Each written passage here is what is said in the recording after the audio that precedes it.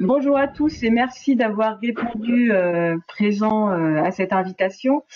Euh, Avec l'OCVV qui fête ses 25 ans cette année, nous avons organisé conjointement ce webinaire. En fait, il y en aura deux sur l'année. Donc, ce premier webinaire sera présenté par Sergio Semon, qui va se présenter par la suite pendant sa présentation.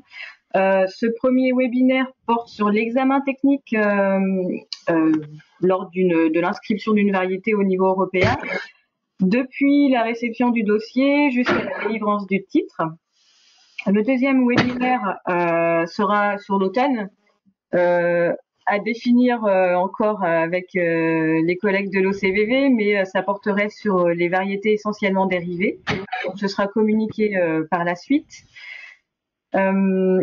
Des petites règles pour le bien-être de tout le monde pendant cette présentation. Donc, ce serait la première chose de bien vouloir couper vos micros pour ne pas avoir de bruit parasite dans la présentation.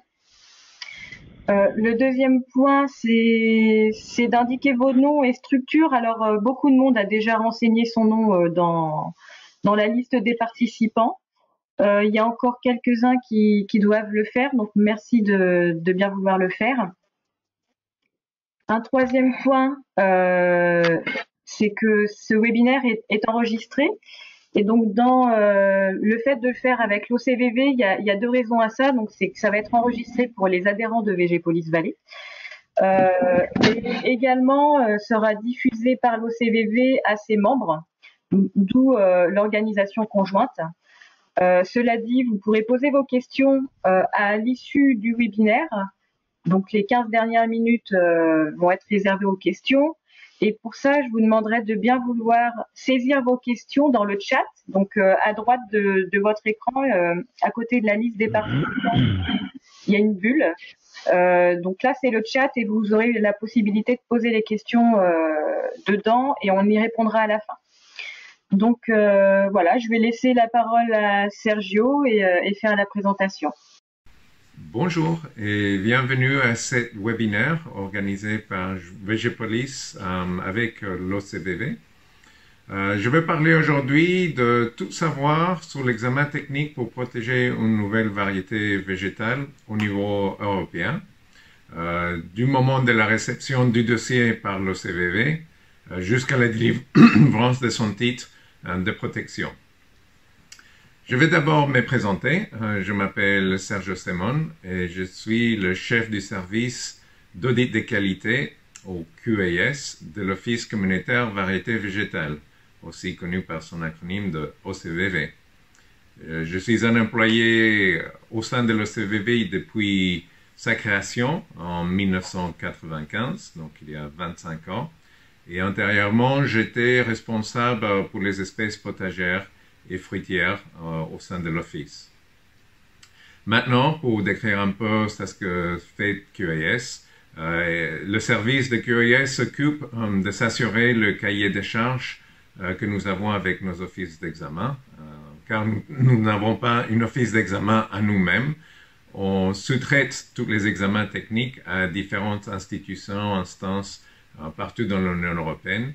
Donc, on a une vingtaine de différentes institutions qui font nos études techniques et le service doit surveiller que tout se fait selon nos protocoles et selon nos cahiers de charges. Donc, après cette brève introduction, maintenant, je vais entrer dans les détails de la présentation elle-même. Donc, pour ceux qui ne connaissent pas l'OCVV, je sais qu'il y a certains d'entre vous qui nous connaissent, des autres font connaissance pour la première fois. Je vais expliquer un peu qui nous sommes, quel est notre métier, quel est notre but. Donc, nous sommes une agence officielle de l'Union européenne, telle la Commission, le Conseil, le Parlement. Nous avons un statut officiel et nous sommes basés en France depuis 1997 dans la ville d'Angers, dans le Maine-et-Loire. Pour ceux qui connaissent, c'est une région qui est aussi très spécialisée dans tout ce qui est végétal. Donc, on est entouré de plein d'entreprises sur ce secteur. Cependant, nous sommes totalement indépendants. Nous sommes un organisme intergouvernemental dépendant de l'Union européenne. Donc, on ne subit pas aucun type d'influence ni sur les entreprises privées, ni sur les États nationaux non plus. Notre mission, c'est de gérer et promouvoir un système efficace de protection intellectuelle qui incite la création de nouvelles variétés végétales qui répondent aux défis sociétaux actuels. Et ça, c'est très important parce que, bien sûr, on veut qu'il y ait des variétés nouvelles qui sont créées pour qu'on nous en reçoit de plus en plus de demandes. Il y a les obtenteurs qui sont nos clients principaux. Ils vont payer des taxes que je vais expliquer un peu plus tard. Et après, une fois qu'une variété est protégée, il y a les producteurs qui vont utiliser ces variétés. Donc, eux, ils sont les utilisateurs. Mais à la fin du parcours, il y a les consommateurs. Il y a tous les citoyens de l'Union européenne, mais plus globalement partout dans le monde qui vont avoir nécessité de toutes ces nouvelles variétés pour avoir des variétés avec un meilleur rendement, mais on voit de plus en plus, surtout avec le Green Deal de la nouvelle Commission, qu'on nous demande des variétés performantes qui vont avoir pas d'impact sur l'environnement et qu'on peut exploiter dans des conditions extrêmes aussi, surtout avec le changement climatique actuel. Donc, il y a beaucoup de variétés qui sont moins mises en pointe sur cet aspect-là. Quels sont les principaux avantages du système de l'OCVV? Bon, c'est un système sui generis. Ça a été créé spécialement pour les variétés végétales. Et il existe aussi des autres systèmes de protection intellectuelle, tels les brevets, les marques, des choses comme ça. Mais le système que nous utilisons, c'est basé sur la Convention de Lubbock, son dernière version de l'acte de 1991. Et la protection est applicable à tous les taxa botaniques. Donc, un demandeur peut faire une demande sur n'importe quelle variété de n'importe quelle espèce. On couvre les ornementaux, agricoles, tout ça. Notre grand avantage, c'est qu'il y a une seule procédure tout au cours du parcours. Il y a une seule demande qui est faite avec nous. Nous, on organise un seul examen technique. Et à la fin de la procédure, si tout va bien, on octroie un titre de protection. Et ça, votre demande, vous pouvez le faire dans n'importe quelle des 23 langues officielles de l'Union européenne. Ça peut être en France, ça peut être néerlandais, grec, anglais. Peut-être l'anglais, c'est celui qui est utilisé le plus, mais vous avez le libre choix. Donc, il y a cette flexibilité. Et nous sommes obligés d'utiliser cette langue pendant toute la procédure de la demande. Et après, la chose la plus attirante, disons, de la protection, c'est qu'avec ces titres, vous avez la protection qui couvre la totalité des pays membres dans l'Union européenne. Donc, c'est pas nécessaire d'aller à chaque pays à son tour pour avoir un titre. Dès que nous, on l'octroie, c'est valable partout. Et s'il y a des futurs membres de l'Union européenne, le titre va être valable pour les futurs membres aussi. Donc, pas besoin de faire une démarche séparée. Le titre est valable pour la plupart des espèces pendant 25 ans, mais il y a un certain nombre limité d'espèces, surtout les arbres et les pommes de terre, pour lesquelles la protection est un peu plus longue parce que le programme d'amélioration est plus long. Et aussi, on voit que une fois implantée la variété, comme dans les vergers, ils ont besoin d'une durée de vie plus longue. Et ici, je mets un peu comment l'office est structuré. Donc, nous avons un conseil d'administration qui est constitué par des représentants de chaque pays membre de l'Union européenne. Sinon, le jour à jour est géré par un président, qui est un monsieur suédois en ce moment. Et il y a 3 unités principales. Il y a une unité légale qui traite sur des possibles objections contre des demandes et des autres procédures légales. Il y a une unité administrative qui s'occupe de gérer tout ce qui est les aspects financiers, ressources humaines. mais peut-être celle que va toucher le plus les demandeurs, les utilisateurs du système, c'est l'unité technique qui va traiter les demandes, organiser les examens techniques, gérer les registres. Moi, de mon côté, je suis ici parce que je suis indépendante. Moi, je dois rendre compte directement au conseil d'administration. Donc, je ne prends pas des ordres de la présidence de l'ECVV, car moi, je rends des rapports sur les offices d'examen qui sont basés dans les différents pays, s'ils ont bien adhéré à notre cahier de charges. Donc, si vous êtes intéressé pour faire une demande, il faut suivre certaines démarches. Le plus simple pour tout le monde, c'est se connecter sur notre site. Et vous avez ici un lien que je vais cliquer pour que vous avez une idée générale comment ça marche. Donc, pour le moment, c'est en anglais principalement, mais vous pouvez trouver différents formulaires et des instructions dans des autres langues. Si vous voulez faire une demande, il faut aller sur la barre en haut et cliquer sur Filing an Application. Et là, vous aurez les différentes options de comment faire une demande. Vous avez le choix soit de faire une demande en ligne, soit de le faire en papier. Il faut dire que presque tout le monde fait maintenant en ligne. C'est plus simple, c'est plus rapide et en plus, il y a moins de danger qu'il y a des erreurs qui apparaissent. Et après, il y a un autre avantage aussi que je vais expliquer, que c'est beaucoup moins cher aussi. Donc, il faudrait créer un compte avec l'OCVV, comme c'est le cas souvent avec différents sites. Vous créez un compte, on vous donne un code et depuis, vous pouvez accéder à votre compte et avec tous les messages que nous, on va vous envoyer. Pour cette présentation, je vais rapidement cliquer sur les liens en papier pour vous expliquer un peu tous les différents formulaires qu'il y a.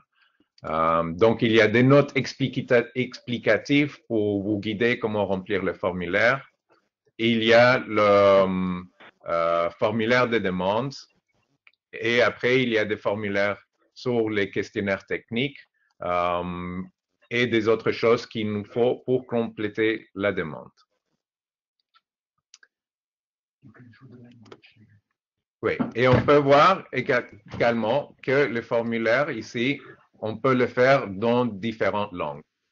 Donc, même si le site est principalement en anglais, si je clique par ici en français, vous pouvez voir que les instructions et les formulaires et tout ça s'apparaissent dans la langue que ça vous intéresse.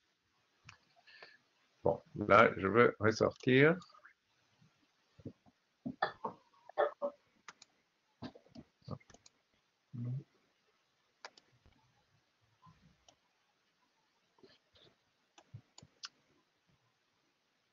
Donc, avec une demande, il faut payer des taxes, il faut payer des charges. Nous avons différentes séries de taxes.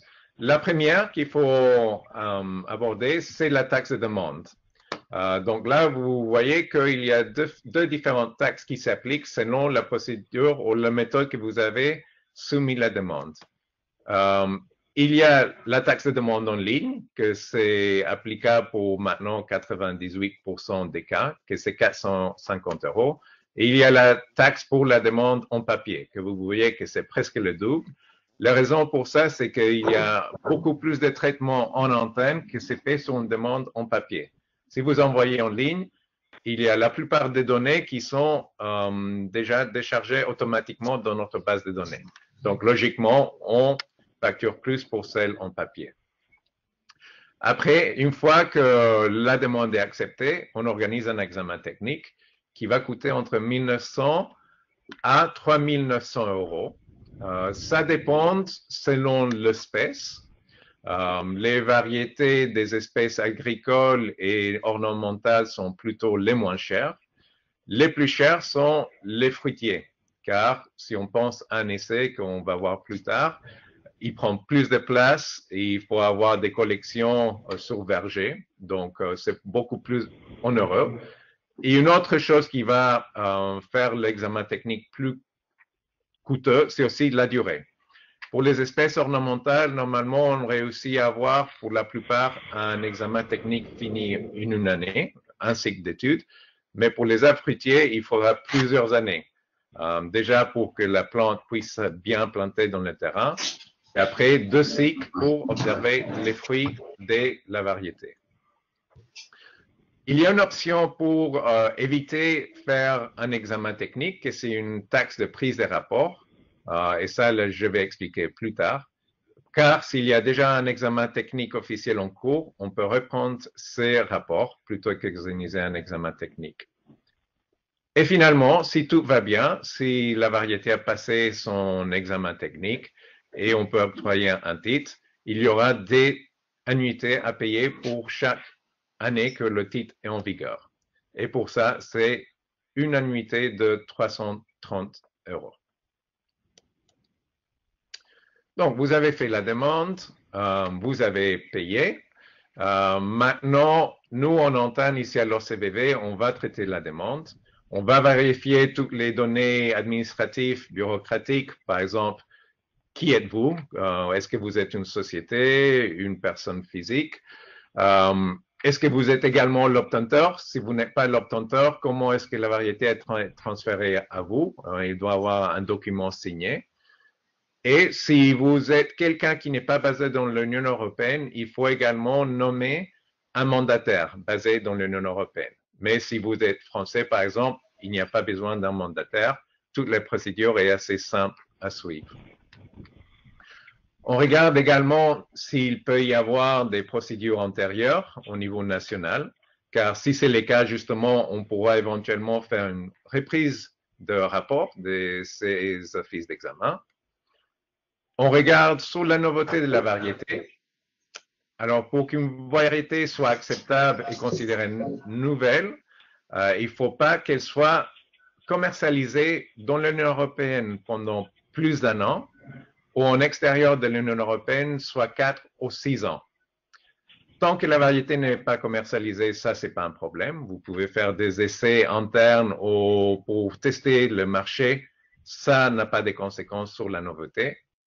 Mais dès que vous le mettez dans le marché, vous le proposez en vente, là, c'est l'horloge qui commence à se mettre en route. Et il ne faut pas dépasser l'année, sinon la variété ne sera pas acceptable. Nous voyons également l'intégrité des informations techniques. C'est surtout sur comment le questionnaire technique a été rempli, s'il y a toutes les informations, s'il y a des cohérences. Et finalement, qu'est-ce que vous avez proposé comme nom formel de la variété? C'est ce qu'on appelle la dénomination variétale. Et en parallèle à la procédure de l'examen technique de la variété elle-même, nous, on va faire des tests, des analyses sur la dénomination variétale que vous avez proposée. Par exemple, ici, j'ai donné un exemple, Dame angevine, pour une variété d'hydrangea. Et pour voir s'il y a déjà des variétés d'hydrangea avec un tel nom ou des noms très similaires. Si c'est déjà le cas, on va vous proposer que vous faites une nouvelle proposition. Il faut aussi éviter, par exemple, si cette hydrangea est rouge, que vous l'appelez Dame angevine blanche. Donc, il faut que la dénomination corresponde bien à la variété. Évidemment aussi, des noms, disons, avec des caractères qui ne sont pas très bien appréciés par la société ou des choses comme ça, ou des mots, gros mots ne sont pas acceptés non plus.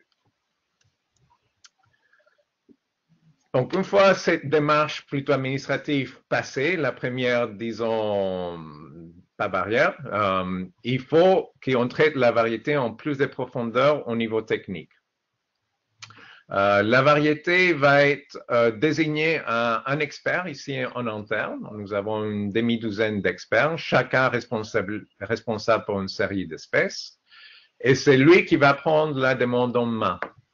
Il va se focaliser surtout sur les informations techniques que vous avez fournies à travers de questionnaires techniques. Là, je vais prendre l'hydrangea parce qu'on va prendre l'hydrangea comme l'espèce témoin dans cette présentation. Donc, il y a un questionnaire technique spécifique sur les hydrangeas. Et si je clique là, vous pourrez voir, donc, il y a questionnaire technique. Après, il y a hydrangea. Vous cliquez et ça vous devrait vous montrer. Il y a un PDF. Oui, tous les questionnaires techniques pour le moment sont disponibles en anglais.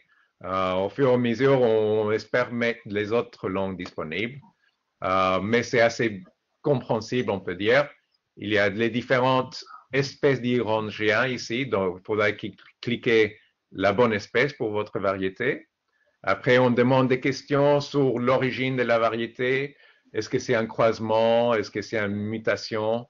Le type de propagation, est-ce que c'est végétatif ou par semence? Des variétés témoins. Et surtout, le plus important, c'est après les questions spécifiques sur certains caractères de la variété. Des variétés, des caractères typiques comme par exemple le port, les couleurs de fleurs, le feuillage, si c'est panaché, des choses comme ça. Quel type de plante? Est-ce que c'est une fleur coupée, des fleurs en pot? Tous ces types de choses. Donc, il faut bien remplir chaque question. Et ça, c'est aussi une des avantages de faire la demande en ligne, car le système assure que vous avez tout bien rempli. Si vous n'avez pas bien rempli toutes les questions, le système n'accepte pas la demande. Et finalement, une autre chose qu'il faut faire, surtout avec les espèces ornementales et fruitières, c'est envoyer des photos représentatives de la variété. Et ça, c'est très important pour justement que l'office d'examen, qui a été désigné pour faire l'examen technique, puisse, avec ces photos et l'information du questionnaire technique, identifier les variétés les plus proches à votre variété candidate pour qu'ils implantent ces variétés témoins dans l'essai technique. Donc, on travaille avec un réseau des offices d'examen partout en Europe, dans l'Union européenne. Donc, vous pouvez voir ici les différents pays et les offices d'examen concernés. Vous verrez que la Grande-Bretagne maintenant fait plus partie de notre réseau depuis le début de l'année. Il faisait pas mal des études, mais ces études sont maintenant transférées à des autres pays, notamment le GEVES. Il faut respecter certaines règles aussi ici en antenne. Il peut s'avérer, comme par exemple c'est le cas pour le hydrangea, qu'ils sont centralisés en France. Il y a des autres espèces, surtout les espèces agricoles, qui ne sont pas centralisées. Si on prend l'exemple du blé, par exemple, il y a plusieurs espèces, plusieurs offices d'examen dans l'Union qui peuvent réaliser l'examen technique. Donc, dans ces cas, on regarde si le demandeur, justement, dans le questionnaire technique, a exprimé un souhait que la variété soit examinée soit en France, soit en autre pays. Par contre, si c'est une variété, par exemple, qui a été créée en Suède, le logique, pour des raisons de climat, ça serait que ça soit examiné plutôt dans la région scandinave. S'il propose que ça soit examiné en Espagne, on va se poser que des questions parce qu'on va se dire, bon, normalement, il ne va pas bien pousser, il ne va pas bien exprimer ses caractères. Donc, si on voit des propositions, disons, un peu bizarres au niveau technique, nous, on réserve le droit aussi de le faire examiner ailleurs. Vous avez le choix, mais on peut dire toujours non, c'est mieux qu'on fait cet examen ailleurs. Comme également, vous pouvez dire, bon, je veux que, par exemple, mon hydrangea soit testé en Grèce, mais si Grèce n'a pas la capacité de faire des hydrangeas, on va dire non, parce que c'est tout centralisé en France, par exemple. Donc, une fois que nous, on a désigné l'office d'examen qui va faire les études, ça, ce qu'on appelle, c'est un examen de distinction, homogénéité et stabilité, aussi connu par l'acronyme DHS. Donc, il y a 3 critères sur le CDHS. Le premier critère, c'est celui de la distinction. Ça veut dire que votre variété candidate doit être différente de toute autre variété en existence et connue, soit professionnelle, soit publique. Ça peut être une variété toujours en commerce, ou ça peut être une variété qui est toujours vivante et disponible, par exemple, dans un jardin botanique. Tant qu'on a les plantes de la variété, c'est considéré qu'on peut l'utiliser comme témoin. Ici, par exemple, on peut voir que le critère principal sur lequel on va baser la distinction, c'est sur l'auteur des plantes de la variété. Le deuxième critère, c'est l'homogénéité. Ça veut dire que tous les individus de la variété doivent être égaux. Vous voyez dans cet exemple que la variété en gauche est bien homogène. On peut voir qu'ils se ressemblent tous, mais celle à gauche, on voit que les individus sont tous différents. Donc, on dirait que c'est une variété qui n'est pas homogène. On peut aussi permettre un ou deux individus dans les échantillons hors type, mais pas trop. Par exemple, dans un échantillon de 8 plantes, on peut avoir une plante qui est hors type, mais pas deux plantes, on considère que la variété n'est plus homogène.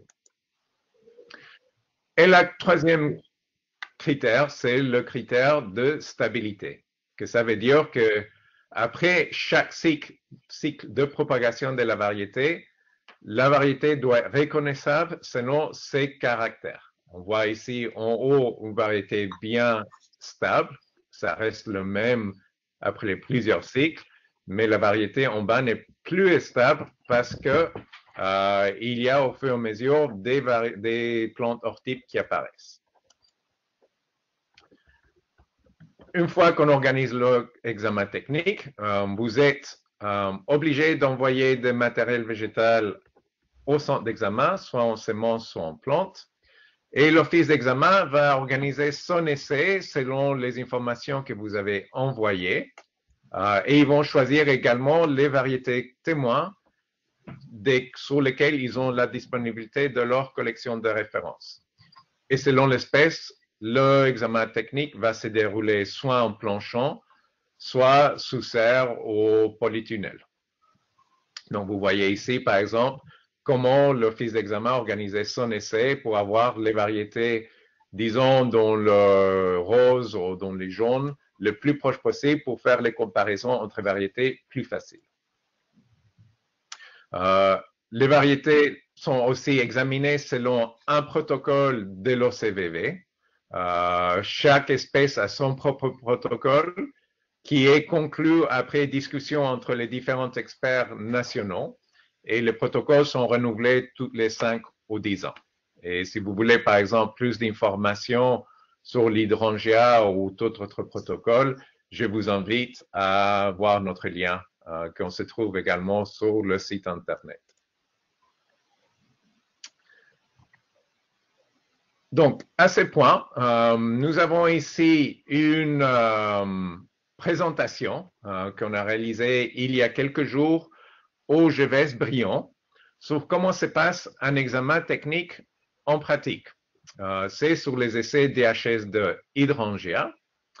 Alors, je mis ici les liens sur lesquels on pouvait trouver votre vidéo.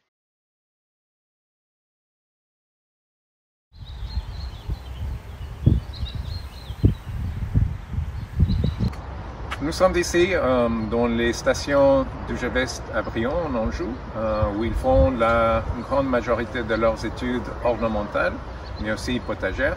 Et on va voir aujourd'hui les différents essais qui sont faits, leur collection de références. Et on va se focaliser surtout sur les essais DHS de Hydrangea, car on est en juin et c'est l'époque de floraison où se feront la plupart des observations. Je vous propose maintenant d'aller voir les essais Hydrangea. Ils se trouvent ici dans un tunnel qu'on appelle Hybre-Ombrière,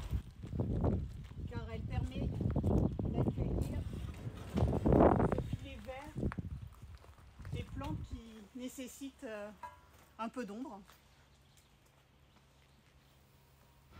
Ici, on est en présence des premiers cycles d'hydrangea.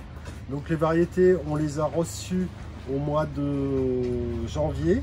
Ces variétés nous sont arrivées sorties de frigo, donc des variétés qui font des plantes qui font à peu près 10-15 cm de haut.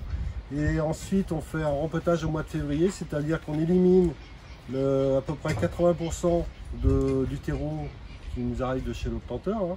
Et nous, on met un substrat hydrangea pour toutes les variétés en étude, qui est le même substrat. Donc déjà, elles partent sur le même piédestal, elles sont toutes conduites dans le même substrat.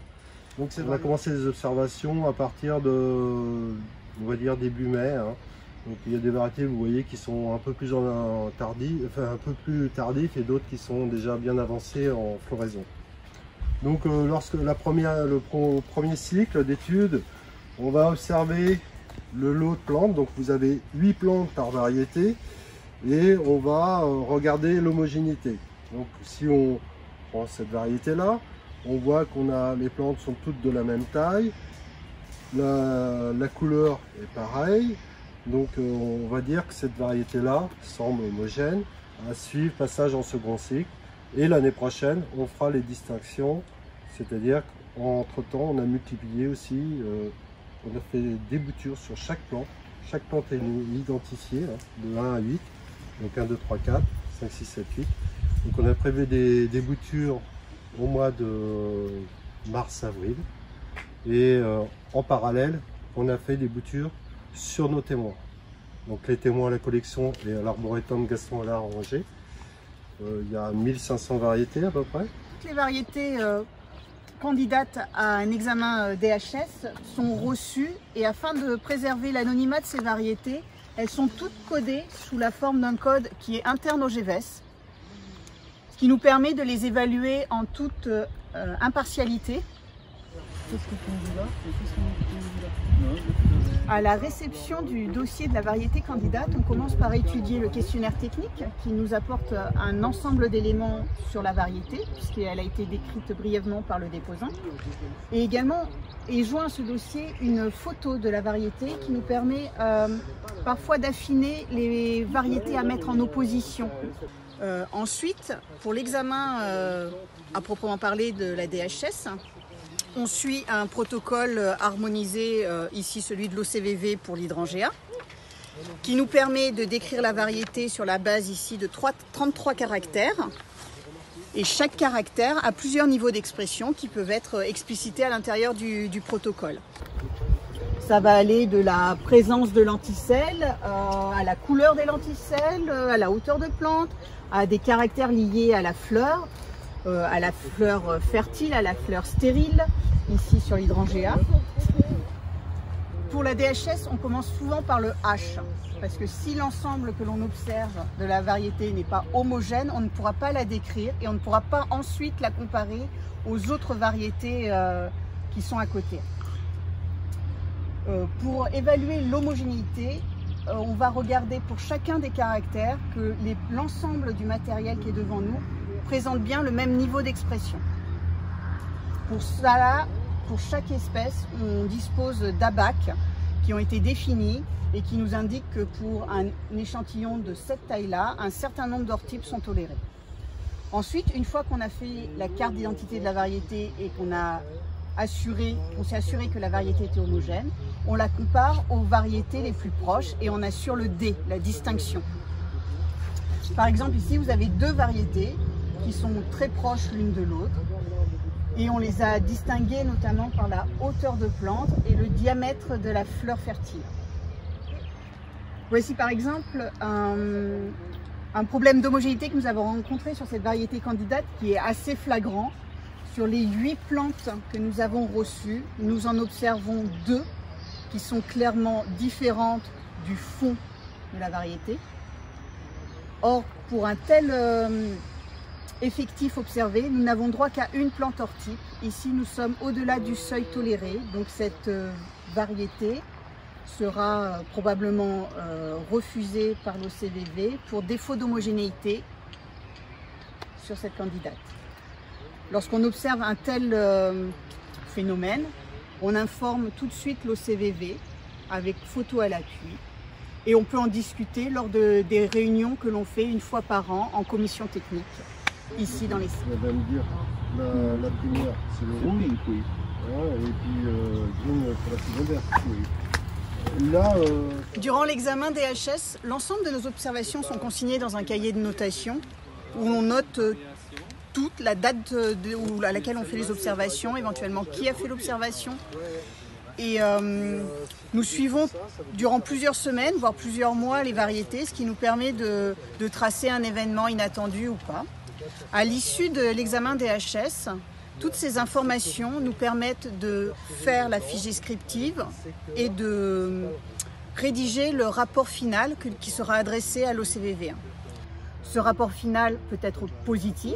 Il joint alors la fiche descriptive accompagnée d'une photo de la variété, ou négatif, et à ce moment-là, il est argumenté sur la raison du refus de la variété. Voilà, on a vu les différentes étapes de l'examen technique DHS au GEVES.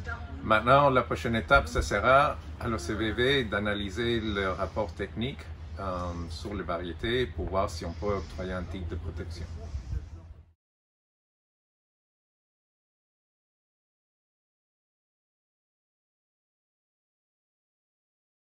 Je vais repasser la parole à Sergio. Sergio, tu peux y aller. Merci beaucoup, Laetitia.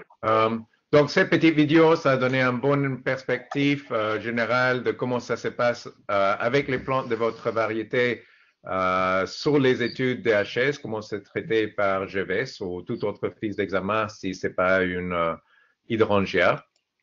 Et comme disait à la fin les vidéos, on suit maintenant la prochaine étape, qui c'est la rédaction du rapport technique.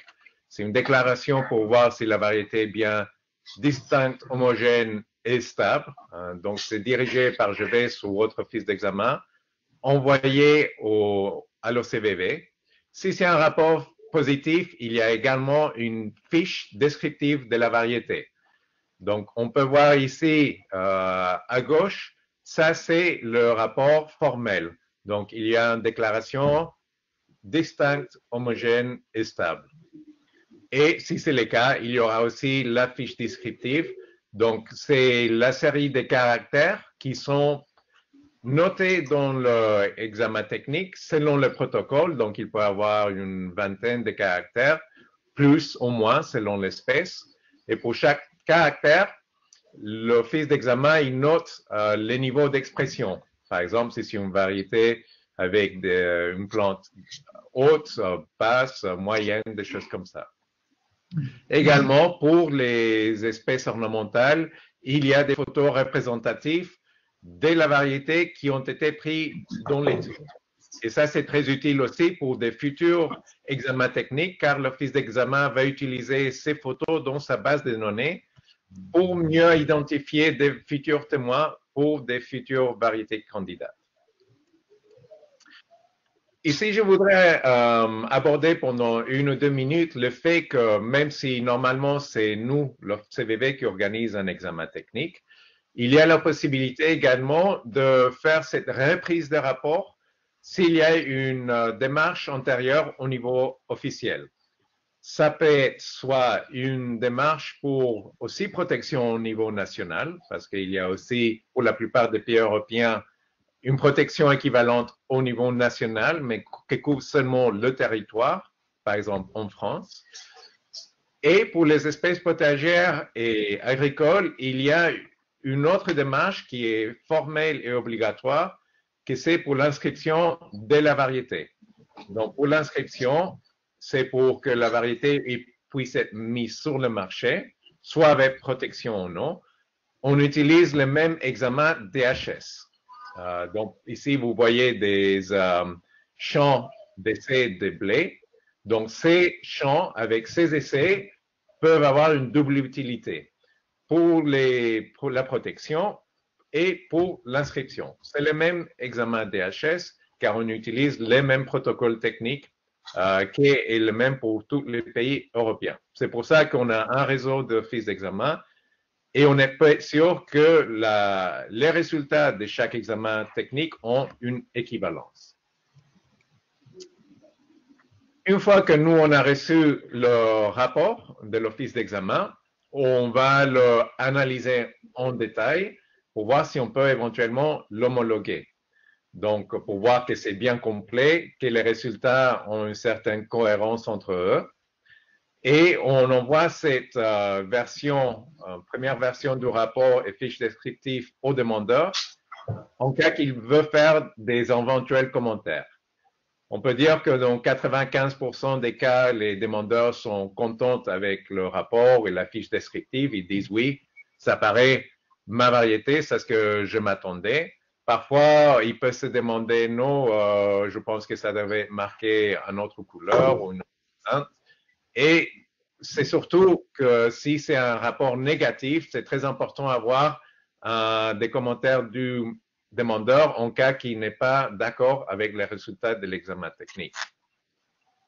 On vérifie que la proposition de dénomination variétale est bien là et qu'elle est bien acceptable, que toutes les taxes d'examen sont payées, surtout pour les arbres fruitiers pour lesquels il faut payer plusieurs taxes pendant de nombreuses années.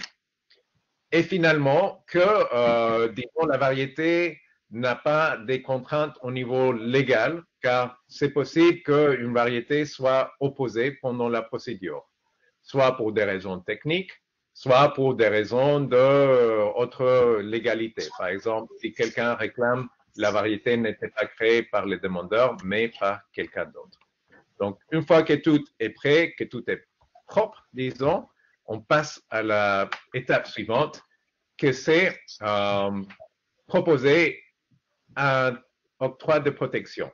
Et cette décision est prise par un comité en interne de l'OCVV, par des experts hautement qualifiés, soit au niveau légal ou technique. Dans 80% des cas, on arrive à octroyer un titre. Et une fois le titre octroyé, on envoie la première facture également pour la première annuité de 330 €. Et juste pour finaliser, je voudrais vous démontrer quelques chiffres, le succès surtout de l'OCVV. Alors, cette année, on fête notre 25e anniversaire. Et depuis le début de l'Office, il y a 25 ans, on a reçu plus de 70 000 demandes de toutes les espèces botaniques, dont 55 000 nouvelles variétés qui sont toujours là. Il y a presque la moitié de variétés qui sont toujours avec un titre en vigueur. Il y a certains pour lesquels le titre a déjà arrivé à échéance. Il y a beaucoup aussi sur lesquels, après une certaine durée de vie, disons, c'est pas nécessaire de maintenir le titre en vigueur. Donc, c'est pour ça que la plupart des variétés n'ont pas toujours le titre en vigueur. Si on se concentre un peu sur la France, on peut voir que sur ces 70 000 demandes, il y a presque 10 000 qui ont été réalisées par des demandeurs français. Donc, c'est normalement soit le deuxième ou troisième pays au niveau d'importance sur le nombre de demandes. Le plus important, c'est les Pays-Bas parce qu'ils font beaucoup de demandes, surtout au niveau ornemental et potagère. On voit que pour la France, c'est plus de la moitié des demandes qui sont faites pour les grandes cultures, telles le maïs, le riz, les blés. On aimerait certainement qu'il y ait plus de demandes au niveau ornemental, car globalement pour l'Office, aux alentours de la moitié des demandes sont au niveau de l'ornemental. Donc peut-être certains d'entre vous, vous êtes ici et hésitez de faire une demande. Donc maintenant, c'est l'opportunité pour faire grimper un peu cette chiffre des ornementales. Mais la France est très importante surtout pour les légumes et les fruits. Pour les secteurs fruitiers, c'est le principal pays demandeur. Et entre ces 4 secteurs, on peut voir que les espèces les plus populaires d'origine française, c'est le maïs pour les agricoles, les rosiers pour les ornementales, le pêcher pour les fruitières et la laitue pour les potagères. Donc, avec ça, je voudrais vous remercier infiniment pour votre attention et je suis ouvert maintenant à répondre à toutes vos questions sur les systèmes, sur le sujet. Merci beaucoup et je suis à vous. Merci Sergio, c'était très clair. On a une première question de Jean-Pierre Caruel de la société Sofruileg. Enfin, il y a plusieurs questions en fait dans sa question. Donc je te la cite. Alors pour les variétés qui sont déjà protégées par un titre communautaire, comment ça se passe par rapport à l'Angleterre? Est-ce que la variété est toujours protégée? Jusqu'à quand? Et quelle est la procédure pour maintenir la protection dans ce pays? Merci pour la question, c'est très pertinent, bien sûr, avec tous les Brexit.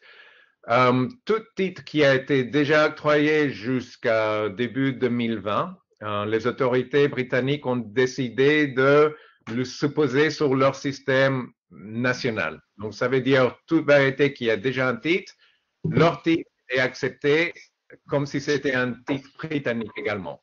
Donc, le titre est valable en Grande-Bretagne jusqu'à la fin de son échéance normale. Par exemple, s'il reste encore 20 ans, il reste 20 ans dans l'Union européenne ainsi qu'en Grande-Bretagne. Par contre, si vous voulez faire une nouvelle demande pour protection communautaire, vous faites à nous, mais si vous voulez être protégé également en Grande-Bretagne, il faudra faire une démarche à part maintenant en Grande-Bretagne pour que vous couvrez l'Union européenne ainsi que la Grande-Bretagne. Mais tout titre qui est toujours en vigueur au début de 2020 est aussi en vigueur en Grande-Bretagne. Donc, pas nécessaire de faire une nouvelle démarche pour tout ce qui est déjà un titre en vigueur. J'espère que ça répond à votre question.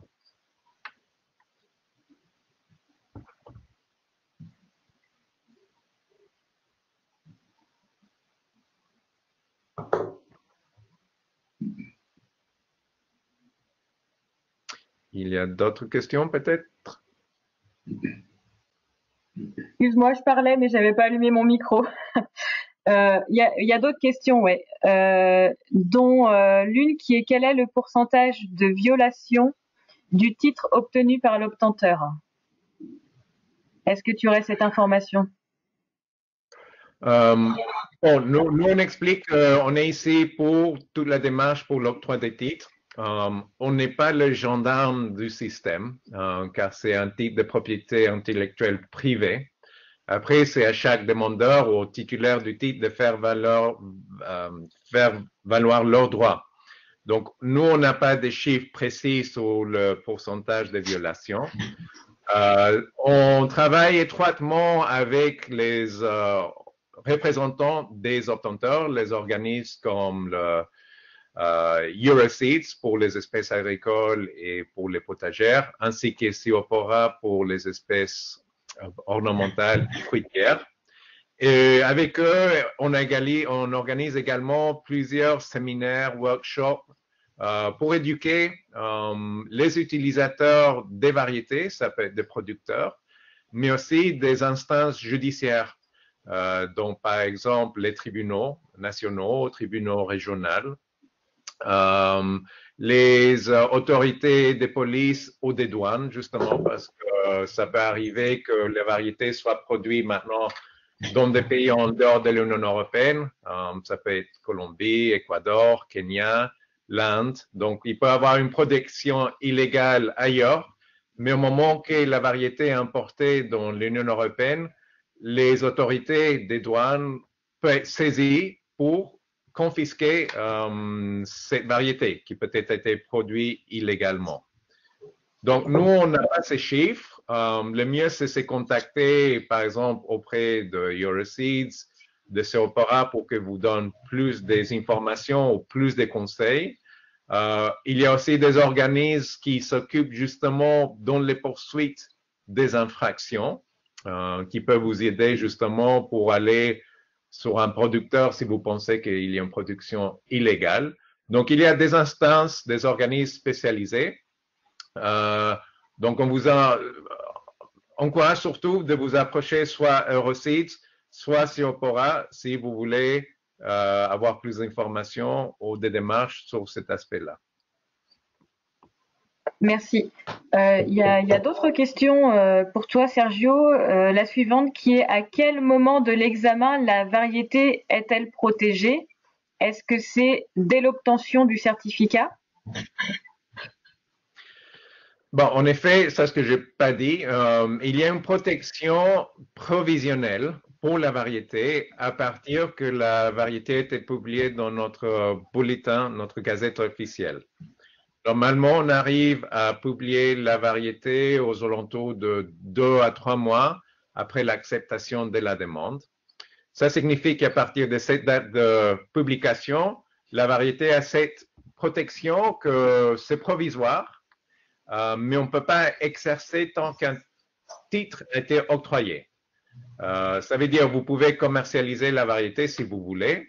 Et une fois que le titre est octroyé, toute infraction, par exemple, peut être poursuivie rétroactivement jusqu'à la date de publication.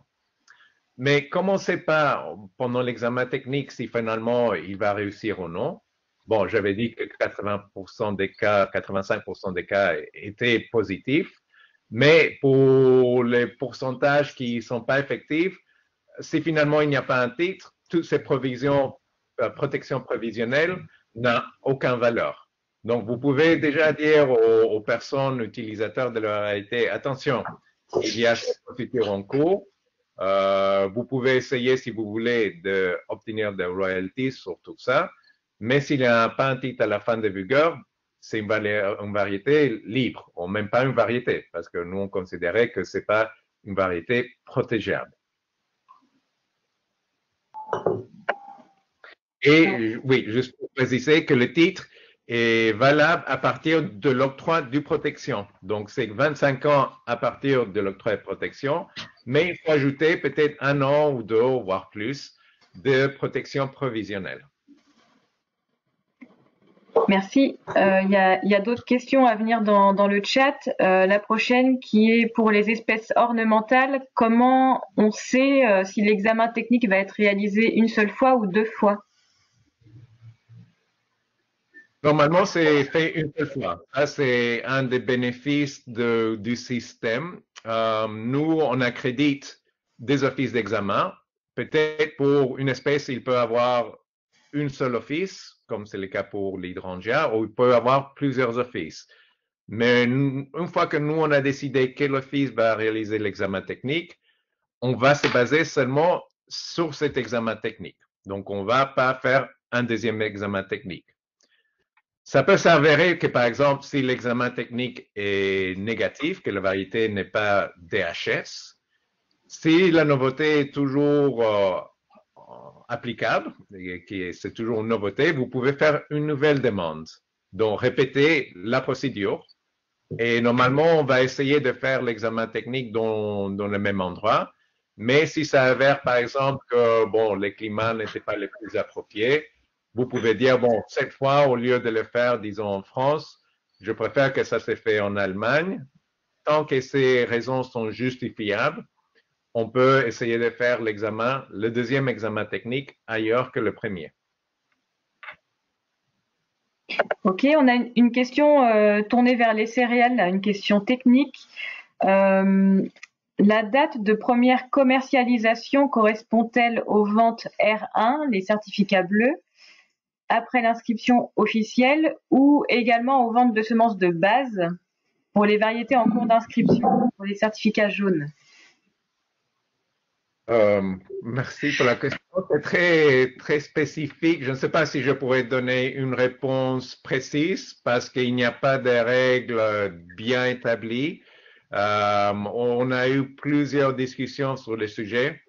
Aussi, est-ce que le fait de le proposer dans un catalogue, ça signifie déjà une transaction? Pour nous, il doit y avoir une transaction que, en cas qu'il y a un litige ou une opposition derrière, on peut dire, bon voilà, ça c'est la date de commercialisation.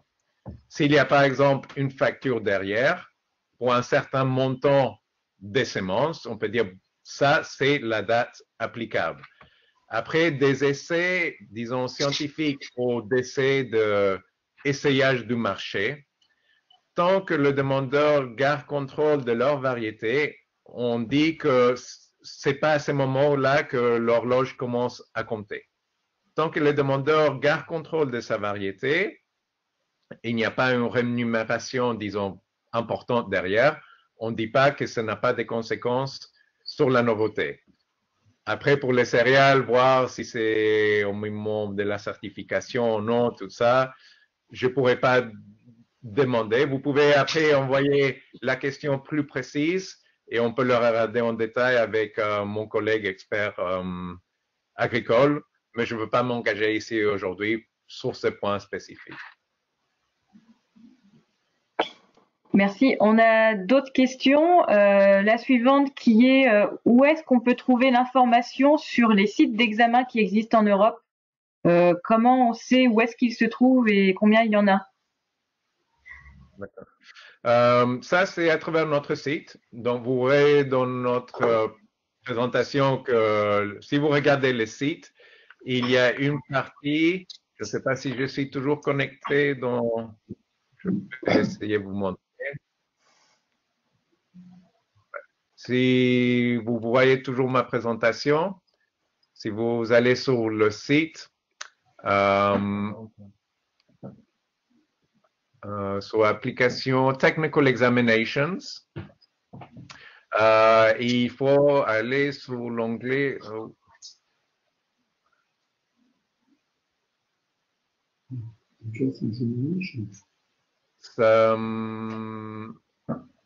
Entrusted Examination Offices by Species, S3. Et là, vous voyez, il y a un petit moteur de recherche. Par exemple, si je mets Triticum pour blé,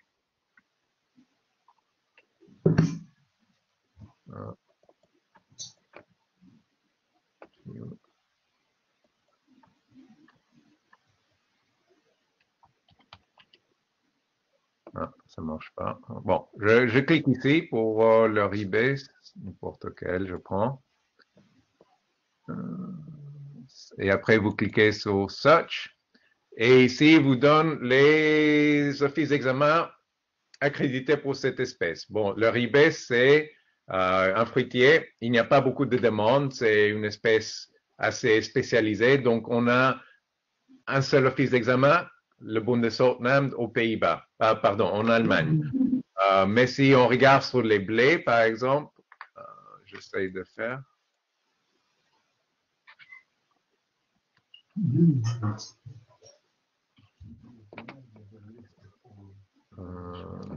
Attendez, je vais faire marche arrière parfois.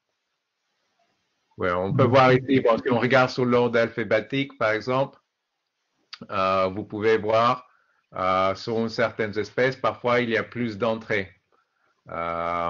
Donc, c'est à travers du site qu'on peut voir quelles sont les possibilités. Si vous ne savez pas quels sont les offices accrédités, vous regardez sur la liste, vous disiez, bon, s'il y a un seul, il n'y a pas de choix, et c'est ça.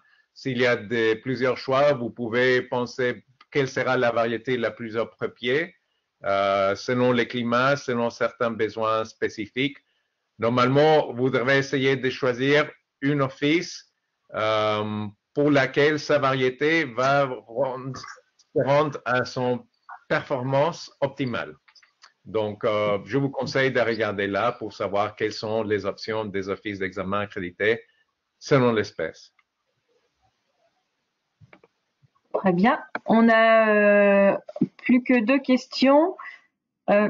La suivante qui est est-ce que la publication d'un article ou document technique sur une variété peut faire office de première commercialisation? Autrement dit, est-ce que la date de commercialisation est la date de la publication de l'article? Bon, si c'est un article scientifique, non. Tout est régi par l'article 10 de notre règlement de base. Donc, c'est l'article qui couvre la nouveauté. Et ça, vous pouvez également trouver sur notre site. C'est législation en force. Et là, c'est la réglementation de base, qui c'est également dans plusieurs langues. Donc, si je vais sur le français.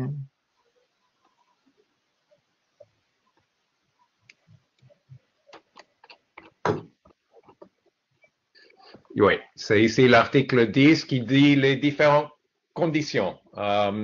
Normalement, il faut avoir une transaction financière. Le fait de publier signifie pas que les gens ont accès à la variété.